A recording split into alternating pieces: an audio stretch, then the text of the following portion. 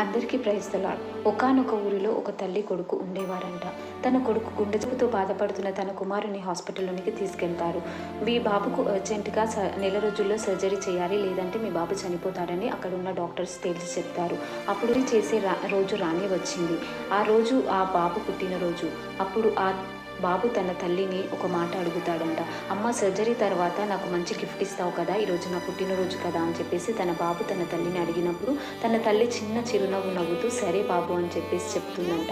ఆ బాబు సర్జరీ సక్సెస్ఫుల్గా అయిన తర్వాత తను లేచి తన అమ్మ కోసం వెతుకుతూ ఉంటాడంట. అప్పుడు తన తల్లి కనిపించలేదు. ఎందుకంటే తన గుండెను తన కొడుకుకు త్యాగం చేసింది కాబట్టి. చాలామంది క్రైస్తవులు అడుగుతున్నారు, నేను దేవుని ఎంతగానో ప్రేమిస్తున్నాను, అయినప్పటికీ నా జీవితంలో ఎందుకు కార్యాలు జరగట్లేదు అని చెప్పేసి అడుగుతున్నారు. అయితే నేను ఈరోజు ఒక ప్రశ్న మిమ్మల్ని అడుగుతున్నాను. మన ప్రేమ మాటల్లో భక్తిల్లో కాదు, కానీ మీరు త్యాగం చేయడానికి సిద్ధంగా ఉన్నారా? యేసుక్రీస్తు ప్రభువారు ఈ భూమి మీదకి వచ్చి మనల్ని ఎంతగానో ప్రేమిస్తూ, అలాగే ఎన్నో త్యాగాలు చేస్తూ, ఎన్నో స్వస్థత కార్యాలు చేస్తూ, చివరికి తన రక్తపు బొట్టును కొరక మన కొరకు త్యాగం చేశాడు. తన ప్రేమను మన కొరకు వ్యక్తపరిచారు. ఆ విధంగా చేయడానికి మనం రెడీగా ఉన్నామా అనేది ఈరోజు మనం క్వశ్చన్ వేసుకోవాలి.